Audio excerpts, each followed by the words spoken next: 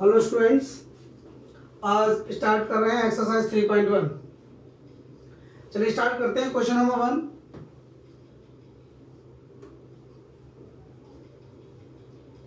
Question आपके सामने लिखा हुआ है, एक आव्यूह दे रखा है और इस आव्यूह के लिए हमें ज्ञात करना है इस आव्यूह की कोटि, अवयवों की संख्या और ये सब अवयव हमें बतानी है कौन सी हैं। तो सबसे पहले आव्यूह की कोटि। अब आव्यूह की कोटि होती क्या है?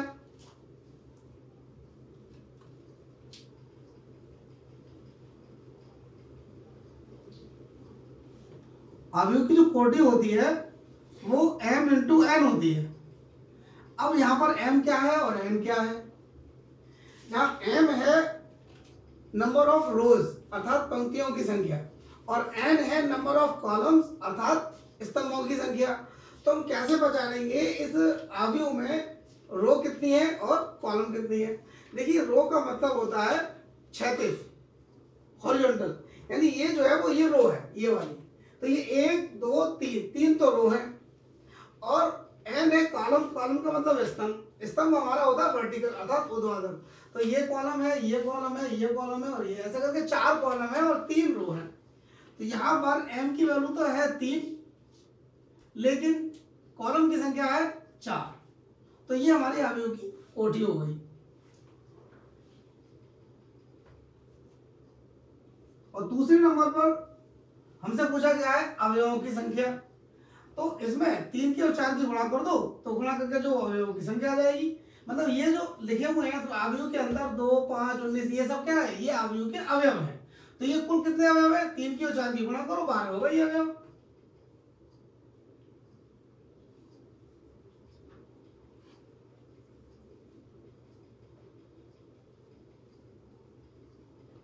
तो अवयवों की संख्या हो गई 3 गुणा 4 अर्थात 12। तो एक आंसर ये आ गया आपका, एक आंसर ये आ गया। अब क्या पूछा है तीसरे में? तीसरे पार्ट में कुछ अवयव बताने हैं आपको। अब कैसा बताएंगे ये अवयव? सबसे पहले ऐसा करते हैं, इस मैट्रिक्स को लिख लेते हैं पहले। 2 5 19 -7।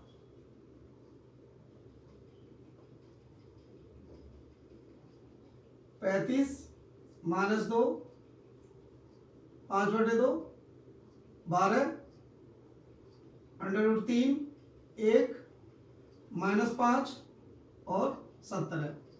अब हम एक लिखेंगे मानक आव्यूह। जो स्टैंडर्ड हमारी मैट्रिक्स होती है वो होती क्या है? देखिए, हम इस तरह लिखते हैं A11 A12 A13 A14 A21 A22 A23 A24 A31 A32 A33 A34। अब आप देखिए, ये जो मैट्रिक्स हमने लिखी है, ये जो आव्यूह लिखी है, ये मानक आव्यूह है। तो इसमें हर एक अवयव में सफिक्स में 2 हैं नंबर, जैसे 1 1 1 2। तो इन 2 का क्या मतलब है? तो ये जो पहला वाला नंबर होता है वो तो रो को प्रदर्शित करता है अर्थात पंक्ति को, और जो दूसरा नंबर है वो कॉलम को प्रदर्शित करता है अर्थात स्तंभ को। जैसे मान लो यहाँ पर 1 3 लिखा हुआ है, तो इस 1 3 का मतलब ये है, ये वाला जो एलिमेंट है, ये वाला जो अवयव है वो पहली रो में है और तीसरे कॉलम में है। यानी जो पहला सफिक्स है वो पंक्ति को प्रदर्शित करता है और जो दूसरा सफिक्स है वो कॉलम अर्थात स्तंभ को प्रदर्शित करता है। अब जैसे मैं A23 की बात करूं कि ये जो एलिमेंट है वो किस पोजीशन पर है, तो मैं 2 3 का मतलब समझ जाऊंगा। 2 से मतलब है ये दूसरी रो में है और 3 से मतलब है तीसरे कॉलम में है। आप देखिए, ये पहली रो है, ये दूसरी रो है, ये दूसरी रो है। अब कॉलम कौन सा है? ये पहला, ये दूसरा, ये तीसरा, तीसरा कॉलम है। तो ये जो हमारे सफिक्स में 2 एलिमेंट होते हैं, 2 डिजिट होती है, इनसे हमें ये पता चल जाता है कि वो जो एलिमेंट है वो किस पोजीशन पर है अर्थात किस रो में है या किस कॉलम में है। इस तरह हम पहचान सकते हैं। अब हम क्या करेंगे, इसी से इसकी तुलना करेंगे तो हमें इन सभी अवयवों की वैल्यू पता चल जाएगी क्या है। अब सबसे पहले उन्होंने कहा है A13। अब A13 का मतलब वो एलिमेंट बताना है जो पहली रो में हो और तीसरे कॉलम में हो, पहले पंक्ति में हो तीसरे स्तंभ में हो। अब A13 हमारे यहाँ पर है, इस पोजीशन पर कितना 19 है, तो इससे क्लियर हो गया कि A13 की वैल्यू कितनी है हमारी 19 है। अब अगला हमसे पूछा है A21। अब A21 का मतलब दूसरी रो में और पहले कॉलम में है, तो दूसरी रो पहले कॉलम में ये A21 हमारा ये है, ये दूसरी रो है लेकिन कॉलम पहला है। इस पोजीशन पर हमारा एलिमेंट कितना है 35 है, तो A21 की वैल्यू कितनी हो जाएगी 35 हो जाएगी। अगला कौन सा हमारा A33। अब A33 से मतलब क्या है थर्ड रो और थर्ड कॉलम। A33 हमारा ये वाला था, तो ये एलिमेंट है ये वाला, इसके साथ इसके कॉरस्पॉन्डिंग ये वाला एलिमेंट है, इसमें तीसरी रो में है और तीसरे कॉलम में है। देखिए पहली दूसरी तीसरी रो है। अब कॉलम देखें तो ये पहला कॉलम है, दूसरा है, ये तीसरा है, तो ये -5 हो गया हमारा। और क्या पूछा है A24। A24 हमारा ये वाला रहा, इस पोजीशन पर हमारा कितना है 12 है, तो ये वैल्यू हो गई हमारी 12। और फिर क्या पूछा है A23। A23 हमारा कहाँ है इस पोजीशन पर है, इस पोजीशन पर कितना है 5/2, तो यहाँ पे लिख देंगे 5/2। तो ये हमारा आंसर हो गए, सारे तीनों पार्ट हमारे हो गए, पहला क्वेश्चन कंप्लीट हो गया। चलिए अब दूसरे क्वेश्चन की बात करते हैं। अब देखिए क्वेश्चन नंबर 2। दूसरे में क्या कहा है इन्होंने, यदि किसी आव्यूह में 24 अवयव है तो इसकी संभव कोटियां क्या हैं। यदि इसमें 13 अवयव हो तो कोटियां क्या होंगी। देखो भाई कोटि से मतलब है हमारा ये हमने लिखा है कोटि का फार्मूला m × n है। इसमें m पंक्तियों की संख्या है और n कॉलम की संख्या है, तो हमें ऐसे बनाना है कि उन दो हम इस तरह से हमें कोटि बनाए कि उनकी गुणा 24 आनी चाहिए। तो ऐसे कितने हमारे तरीके बन सकते हैं जिसकी गुणा 24 आए। तो पहले तो 24 के गुणनखंड देखो कौन कौन से होंगे।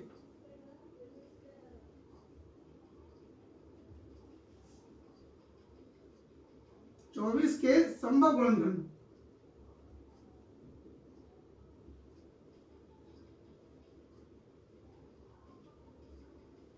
देखो एक तो सभी का ही होता है, एक के बाद 2 से भी कट जाएगा ये 24, और 2 के बाद 3 से भी कट जाएगा, 3 × 8 = 24, 4 से भी कट जाएगा, 4 × 24, 5 से नहीं कटेगा, 6 से भी कट जाएगा, 6 × 24, 7 से नहीं कटेगा, 8 से भी कट जाएगा, 8 × 24, 9 से नहीं कटेगा, 10 से नहीं कटेगा, 11 से नहीं कटेगा, 12 से भी कट जाएगा, 12 दूनी 24 और 24 से भी कट जाएगा। ये मैंने सभी जितने भी संभव गुणनखंड थे सभी लिख लिए। अब मुझे क्या करना है, इसकी संभव कोटियां बनानी है, तो देखो कैसा बनाऊंगा मैं इसकी सभी संभव कोटियां।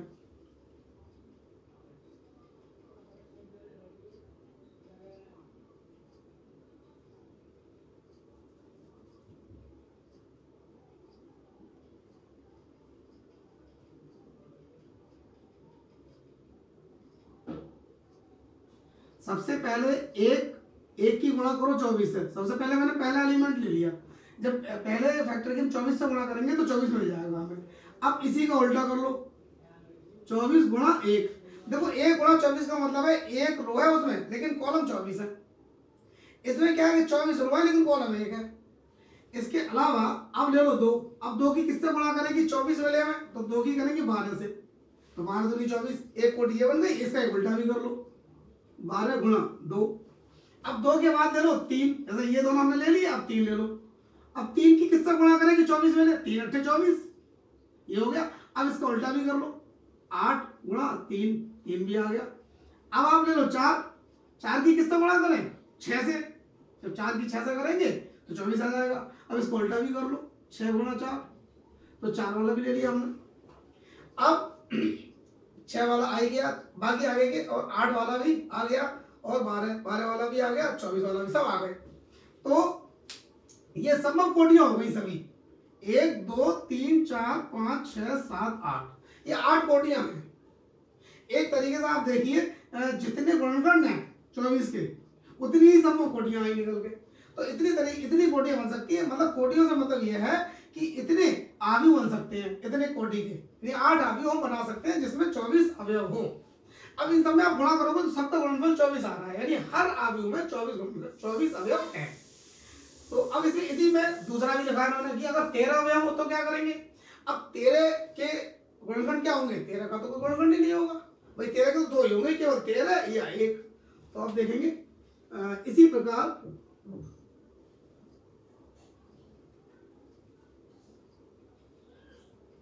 13 अवयव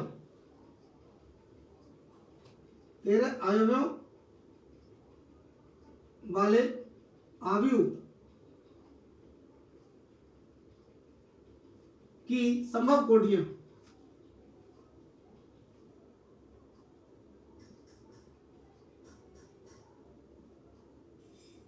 अब इसमें तो केवल देखो हमें पता है 13 के जो होंगे वर्णखंड हमारे केवल 13 के दो ही होंगे, एक तो 1 होगा और एक 13 होगा। तो इस तरह एक तो बन जाएगा 1 गुणा 13 और दूसरा बन जाएगा 13 गुणा 1। इसके अलावा कोई और बनेगा ही नहीं। तो इसमें केवल दो ही पॉसिबल है, बाकी इसमें 8 पॉसिबल हो गए। तो ये क्वेश्चन 2 आपका कंप्लीट हो गया। चलिए अब क्वेश्चन नंबर 3 की तरफ चलते हैं।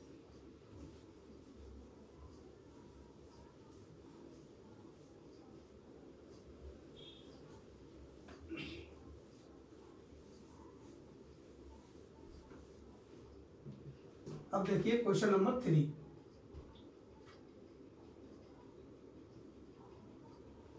में क्या है, यदि किसी अवयव में 18 अवयव हैं तो इसकी संभव कोटियां क्या है। यदि इसमें 5 अवयव हो तो क्या होगा, तो 18 के संभव गुणनखंड देख लो कौन कौन से हैं।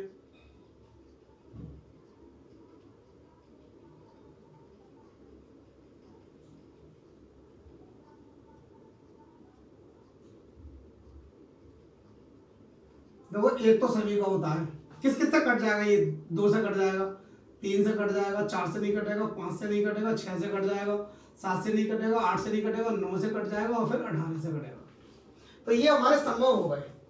अब इनसे सभी देखो कोटियां बना लेंगे जितनी भी होंगी।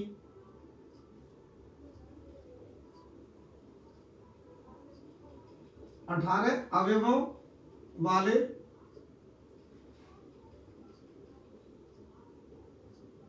अवयव की संभव कोटियां।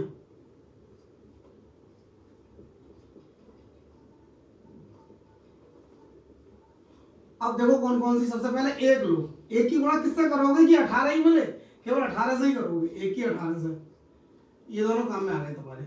अब इसका उल्टा भी लिख लो, 18 गुणा 1। अब दो लो, दो की गुणा किससे करोगे, 9 से, 2 की 9 से करोगे तो भी 18 आ जाएगा, तो एक कोटि हो गई। एक इसकी उल्टी भी कर लो, 9 गुणा 2, तो ये दोनों भी काम में आ गए तुम्हारे। अब लो 3, तो 3 की किससे गुणा करोगे, 6 से, या फिर इसको पलट दो, 6 गुणा 3, ये दोनों भी काम में आ गए। तो ये संभव कोटियां आ गई। अब आपने एक बात फिर देखी है कि इसके संभव गुणनखंड कितने थे, 6, और 6 इसी कोटियां बन गई। यानी कि अब एक बात समझ में आ रही है कि जितने भी गुणनखंड होते हैं संभव, उसकी उतनी ही कोटियां होती हैं। तो आप देखिए इसमें भी हमारी कितनी हो गई, 6 कोटियां हो गई। इन सभी में अगर हम गुणा करेंगे तो हमें क्या मिलेगा, 18, अर्थात इन सभी अवयवों की में अवयवों की संख्या कितनी होगी, 18 होगी। अब इसी पर उन्होंने कहा है कि 18 के बाद क्या 5 अवयव हो, तो 5 का तो गुणनखंड केवल 1 या 5 दो ही होंगे, तो इसके केवल 2 ही कोटियां बनेंगी, 1 गुणा 5 या 5 गुणा 1। चलिए अब इसका भी लिखते रहे। किसी प्रकार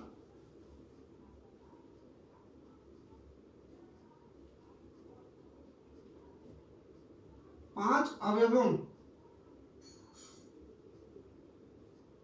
वाले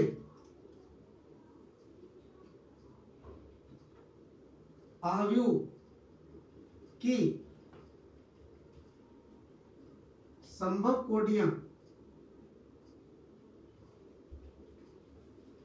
ये हो जाएगी, एक तो 1 गुणा 5 और दूसरी हो जाएगी 5 गुणा 1। बस यही पॉसिबल है, ये आंसर आ गया आपका। तो क्वेश्चन नंबर 3 भी पूरा हो गया। अब बात करते हैं क्वेश्चन नंबर 4 की। क्वेश्चन नंबर 4 में क्या है, 1 2 गुणा 2, इसको हम ऐसे भी कहते हैं 2/2। अवयव ए बराबर ब्रैकेट में ए आई जे लिखा हुआ है और ये ब्रैकेट लिखी हुई है। इस ए आई जे में जो पहला आई है, आई तो प्रदर्शित करता है रो अर्थात पंक्ति के लिए, और दूसरा जे, जे का मतलब है कॉलम अर्थात वो स्तंभ को रिप्रेजेंट करता है। की रचना कीजिए। अब आपको एक 2/2 की अवयव बनानी है। 2/2 का मतलब है कि उसमें रो भी 2 हो और कॉलम भी 2 हो, जिसके अवयव निम्नलिखित प्रकार से प्रदत्त हैं। यानी ये आपको एक फार्मूला दिया हुआ है कि इस फार्मूले की सहायता से ही आपको वो अवयव बनानी है। यानी जो भी एलिमेंट आपको निकालना है, जो भी अवयव निकालना है, उसको इसी फार्मूले के अकॉर्डिंग बनानी है। अब इसमें हमारे कितने पार्ट हैं, 3 पार्ट हैं। चलो सबसे पहले मैं पहला पार्ट आपको ले रहा हूं। तो सबसे पहले 2/2 की अवयव लिखते हैं, क्या होगी, 2/2 की अवयव। 2 क्या है, कोटि है, तो कोटि 2 की अवयव जो होगी हमारी उसे ए मान ले रहे हैं, और वो क्या होगी, सबसे पहले 1 1 यानी पहली रो पहले कॉलम, अभी पहली रो चलेगी तो पहला एलिमेंट तो सब में 1 आएगा, अर्थात दूसरा आ जाएगा A12, फिर ये हो जाएगा A21 और ये हो जाएगा A22।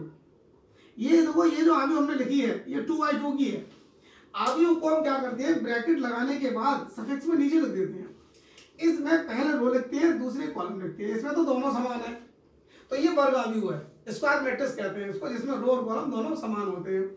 आप देखिए यहाँ पर 4 एलिमेंट हैं और 2 रो हैं, ये वाली रो है हॉरिजॉन्टल वाली और ये भी रो है, ये पहली रो ये दूसरी रो, ये पहला कॉलम दूसरा कॉलम, तो 2 रो है और 2 कॉलम है। 1 1 का मतलब है ये एलिमेंट पहली रो और पहले कॉलम में है, 1 2 का मतलब है ये एलिमेंट पहली रो और दूसरे कॉलम में है, और 2 1 का मतलब है ये वाला जो एलिमेंट है वो दूसरी रो में है और पहले कॉलम में है, और 2 2 का मतलब ये एलिमेंट दूसरी रो में और दूसरे कॉलम में है।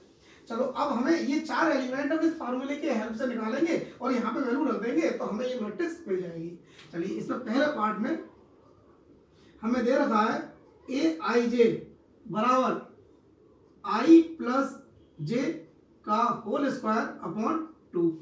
तो ये चारों एलिमेंट हमें कैसे मिलेंगे, हम इसमें देखो 1 1 का मतलब है I की जगह भी 1 रखना पड़ेगा हमें और J की जगह पे भी 1 रखना पड़ेगा, तो चलो हम इसमें दोनों 1 1 रखते हैं,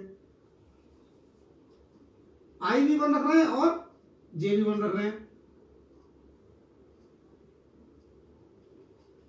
जब रखेंगे तो ये हो जाएगा A11, तो यहाँ पर 1 + 1 का होल स्क्वायर अपॉन 2, तो 1 + 1 कितना हो जाएगा 2 का होल स्क्वायर अपॉन 2, अर्थात 4/2 और 2 से कट जाएगा, कितना आ जाएगा 2। एक एलिमेंट हमें मिल गया A11।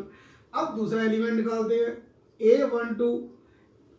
A12 का मतलब है I का मान तो 1 है और J का मान 2 है, तो इसमें भी लिख दे रहे हैं, चलो I बराबर 1 और J बराबर 2 रखने पर,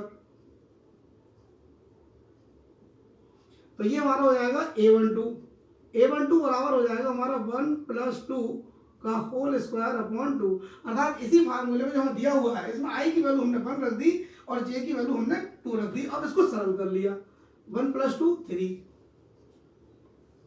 और 3 का स्क्वायर कितना हो गया 9/2, हमें 2 एलिमेंट मिल गए। चलिए और निकालते हैं, यहाँ पर निकालते हैं। अब हम क्या करेंगे, हमने 1 1 1 2 निकाल लिया, अब हम A21 निकालेंगे, तो A21 निकालने के लिए I की जगह 2 और J की जगह 1 रखेंगे, तो लिखेंगे I बराबर 1 और J बराबर 2 रखने पर, तो ये हो जाएगा A21 = 2 + 1 का होल स्क्वायर अपॉन 2, अर्थात 3 का स्क्वायर अपॉन 2 अर्थात 9/2, तो ये हमें A21 मिल गया। अब लास्ट बचा A22, तो A22 के लिए हम क्या करेंगे, I की वैल्यू भी 2 रखेंगे और J की वैल्यू भी 2 रखेंगे, तो ये हमारा हो जाएगा A22, दोनों की जगह 2 रख रहे हैं, यहाँ पर I की जगह भी 2 और J की जगह भी 2, तो ये हो जाएगा 2 + 2 का होल स्क्वायर अपॉन 2, अर्थात 4 का स्क्वायर अपॉन 2, 4 का स्क्वायर कितना हो जाएगा 16/2 और 2 से कट जाएंगे 8, कितना आ गया ये 8 आ गया। हमारे पास चारों अवयव पता चल गए। अब हम क्या करेंगे, चारों अवयव पता चल गए तो हम यहाँ पर लिख दे रहे हैं सभी के मान। A11 कितना आया हमारा, A11 आया हमारा 2, A12 कितना आया हमारा 9/2 और A21 कितना आया हमारा 9/2 और A22 कितना आया हमारा 8, तो ये हमारा आंसर हो गया। तो हमें इस तरह करना है, इस तरह इसके सेकंड और थर्ड पार्ट भी करेंगे। I की जगह ये जो हमने बताए हैं 4 एलिमेंट 1 1 1 2 2 1 2 2, इसी तरह 4 एलिमेंट हम इन दोनों में भी निकालेंगे और इन दोनों को भी सॉल्व करेंगे। चलिए मैं एक और कर दे रहा हूं, तीसरा आप कर लेंगे फिर इसी तरह। चलिए सेकंड पार्ट इसका करता हूं मैं।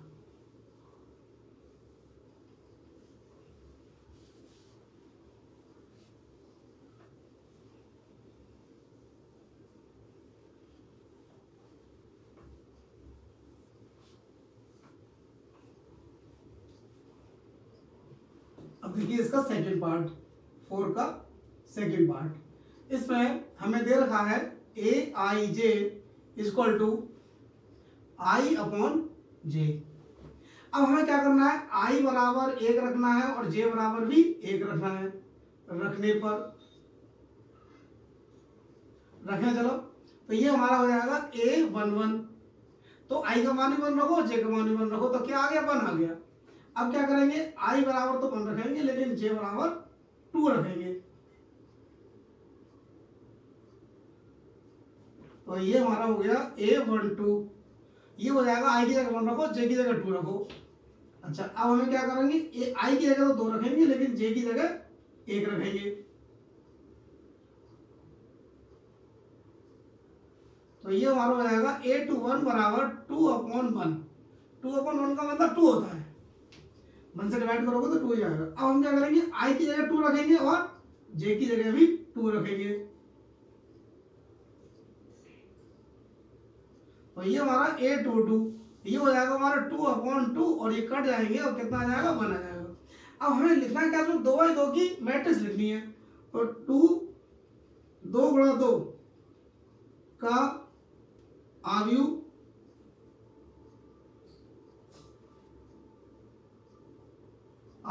ए बराबर क्या होगा, स्टैंडर्ड वाला लिखो पहले, मानक वाला, A11 A12 A21 A22। अब क्या करना है, तुम्हें बस केवल इनके मान रखने हैं। सब तुमने यही चारों मान निकाले हैं ऊपर। A11 कितना है, 1 और ये 1/2 और ये 2 और ये 1। तो ये हमारी मैट्रिक्स आ गई 2/2 की। आप चाहे तो इसका यहाँ पर ऑर्डर भी ले सकते हैं। तो ये हमारा आगे इस तरह। अब केवल थर्ड पार्ट और बचा। थर्ड में आप बिल्कुल इसी तरह 4 एलिमेंट निकालेंगे और उसको इसमें रख देंगे तो थर्ड पार्ट भी हो जाएगा। तो आज आपके ये 4 क्वेश्चंस कंप्लीट हो गए। Thank you very much.